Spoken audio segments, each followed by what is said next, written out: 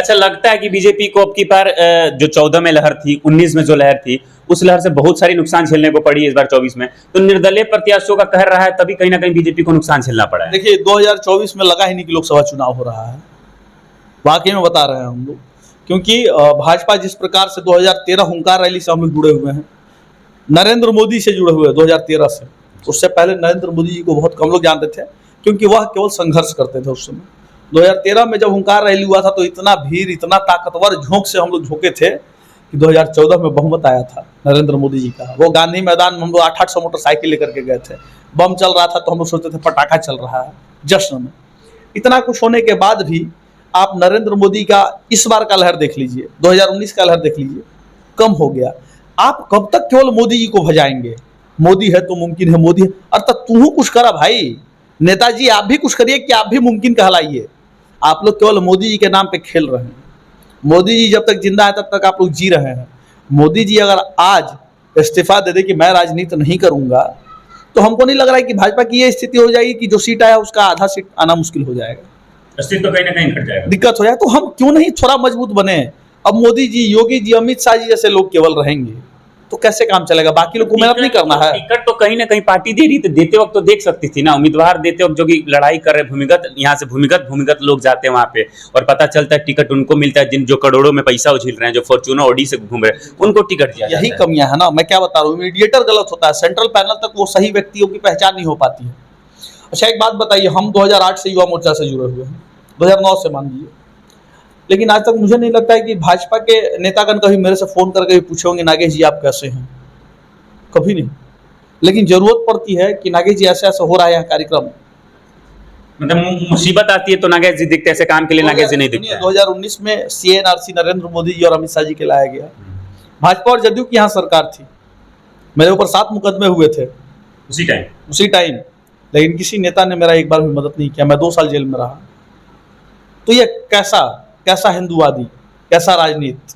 मतलब मैं आपके लिए संघर्ष करूं, समाज के बीच में जा करके संघर्ष करूं, आपको वोट दिलवाने का काम करूं, और आप ऐसा करेंगे तो काम कैसे चलेगा? तो ये सेंट्रल पैनल तक ये बात नहीं जाता, और यहाँ के लोग को ये सब चीज़ों से मतलब नहीं रहता है। यहाँ के लोग केवल झंडा उठाइए, आप जिंदाबाद करिए। और जितने लोग हैं, अगर आप अभद्र बोल रहे हैं तो मैं उनसे एक ही सवाल करूंगा, जब कुछ होता है आपके ऊपर विपरीत स्थितियाँ आती हैं, उस समय कितने नेताजी लोग साथ खड़े होते, दिल पे हाथ रख के बता दीजिएगा, अगर वाकई में आप जमीर से जुड़े हुए इंसान होंगे तो। क्योंकि बहुत लोग हवाई में रहते हैं, नेताजी के साथ फोटो खिंचवा के डालेंगे तो हम बड़का कहलाएंगे। ए भैया, जबले आपके चेट में दाम नहीं रहेगा ना, और आपका वजूद नहीं रहेगा, तो आपको कोई पूछने वाला नहीं है।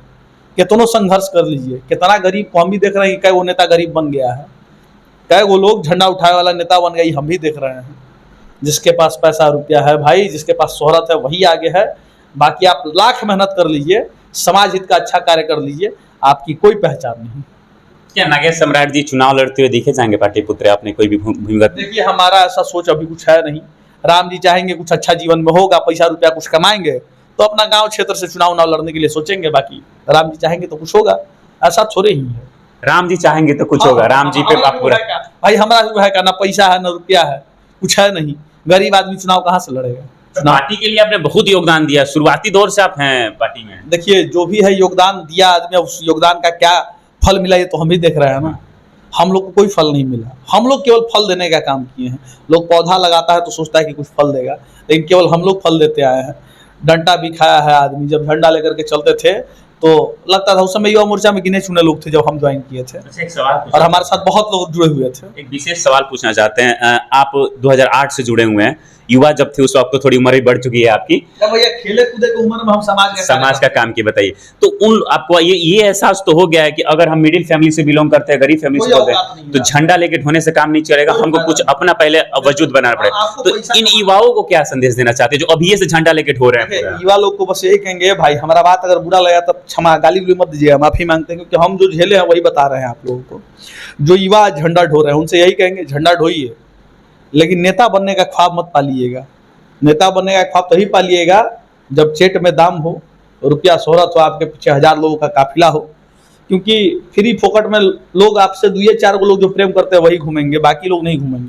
हमारे साथ तो बहुत लोग जुड़े हुए हैं बेचारे, उनको हम धन्यवाद देते हैं मेरे भाइयों। आपका तो रैली निकलते हैं, एक चवन्नी हम भैया खर्चा नहीं कर रहे, मेरा औकाते नहीं है कि हम खर्चा, सच्चाई है ये, लेकिन मेरे से बहुत लोग प्रेम करते हैं। जब हम बुलाते हैं तो मेरे लिए लोग खड़े रहते हैं। भाजपा के लोग भी बुलाते हैं तो 100 लोग को हम लेके चल जाते हैं, बिना गाड़ी में वो तेल भरवई ले। ये एक प्रभाव है भाई का आपका, और ये मेरा प्रभाव नहीं, मेरे किए हुए कर्मों का प्रभाव है। हिंदुत्व के लिए त्याग है जो मेरा, उसके लिए है। लोग कहते हैं हिंदू हिंदू हिंदू, अरे हिंदू का मतलब वही होता है कि जो हिंदुत्व के लिए लाठी खाया, जो हिंदुत्व के लिए जेल गया हो, और उस राम के नाम पे जब लाठी खा सकता है ये इंसान। मंदिर टूटा तो 7 मुकदमे हो गए मेरे ऊपर बिना कोई जांच के। सरकार भी किसकी थी ये सभ्य ने बता दिया आपको, फिर भी यह इंसान उस सरकार के लिए समर्पित रहता है।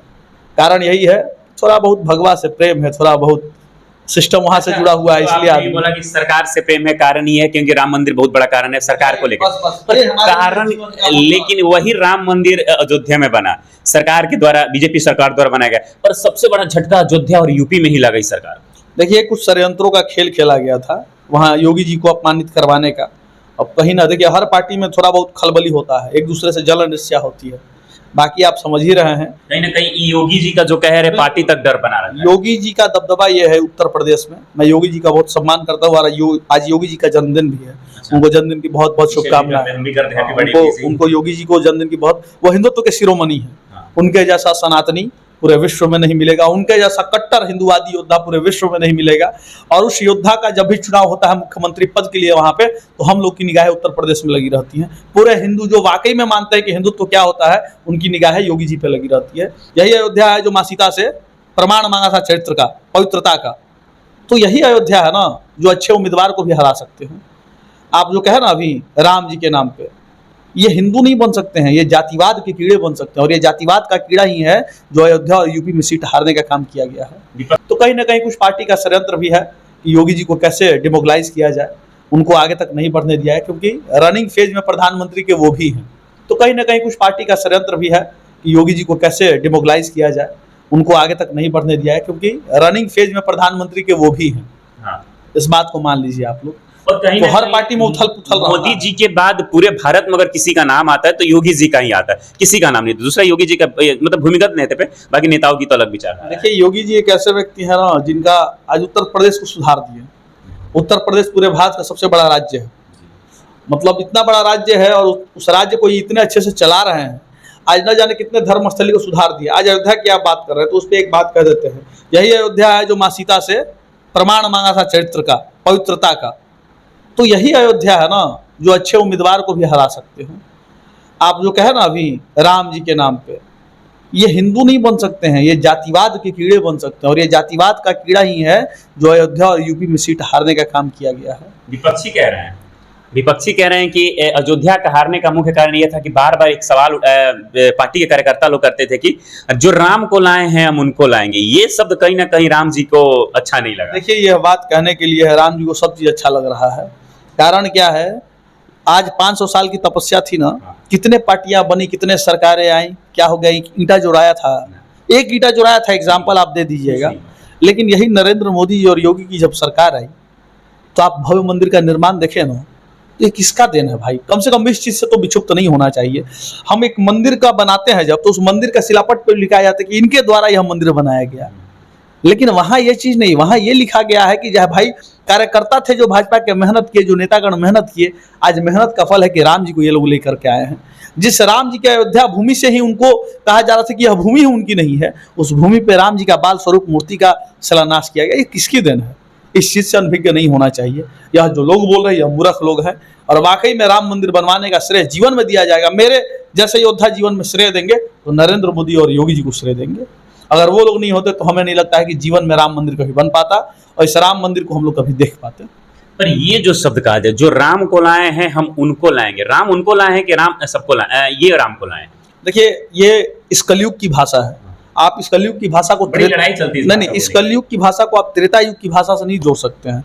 लोग का नारा है कि जो राम को लाएंगे हम उनको लाएंगे। योगी और मोदी जी नहीं कहे हैं कि आप राम जी को हम ले आए तो आप हमको लेके आइए। ये लोग कहीं बोले हैं क्या? अब स्लोगन देने वाले 1000 लोग हैं, तो लोग स्लोगन भी दिए। अब की बार 400 पार, हम बहुत पहले ही बोल दिए थे कि आप लोग सादे पन्ने पे लिख लीजिए, हवा हवाई हम बात नहीं करते हैं। 280 से 290 के बीच में रहेगा। ये सिंह जो आपका था, आपने हमसे ऑफ कैमरा भी पहले बात की थी, ये कहाँ से आया था आपके पास? फिर राजनीति की तो बहुत अच्छी नॉलेज है आपको। देखिए, क्या है कि आप कहीं कहीं कैंडिडेट को भी देखते हैं, हम लोग भी थोड़ा बहुत पढ़ते हैं, तो पढ़ा हुआ इंसान कभी कभी सही भी हो जाता है, गलत भी हो जाता है। तो हम लोग पढ़ते थे तो देखे कि कहीं कहीं कैंडिडेट गलत दिया गया, जिसका परिणाम इनको मिलेगा गलत। कुछ कुछ सीटों का आकलन हम लोगों ने किया, वही हुआ निष्कर्ष।